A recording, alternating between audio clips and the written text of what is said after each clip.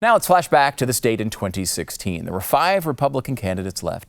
2 were white, 2 were Hispanic, and 1 was African American. It was legitimately a majority-minority primary. Last night, the oh-so-diverse Democrats had 7 people on stage with a diversity total that coincidentally matches the middle letter of POC. The only real diversity left in the race is Tom Steyer because at least he wears a plaid tie. And, little known fact, he's made of cement. I don't know about you, but when I look at this field, I'm a little split on it. I mean, part of me thinks it's blatantly obvious that Pete Buttigieg is the best candidate out there, right? I mean, he's the only one under 100 years old that isn't a socialist and can speak in full sentences. I keep thinking he feels like John Lovitz as Michael Dukakis in the famous SNL sketch. Governor Dukakis, rebuttal. I can't believe I'm losing to this guy.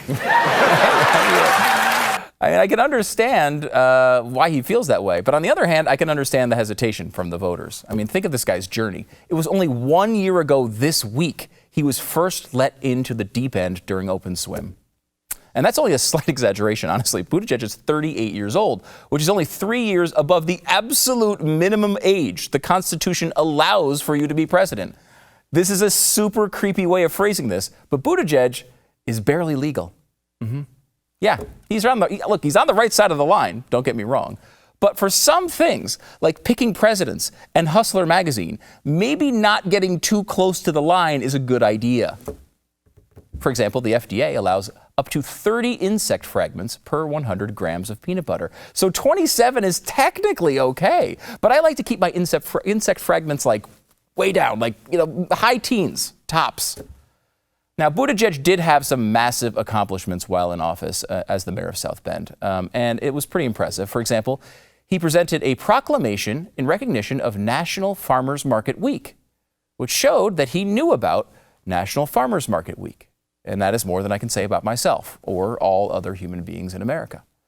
Now, permanent street renaming was a little above his pay grade, but he did successfully complete a temporary name change of an intersection to Memorial Day Drive for their gigantic parade.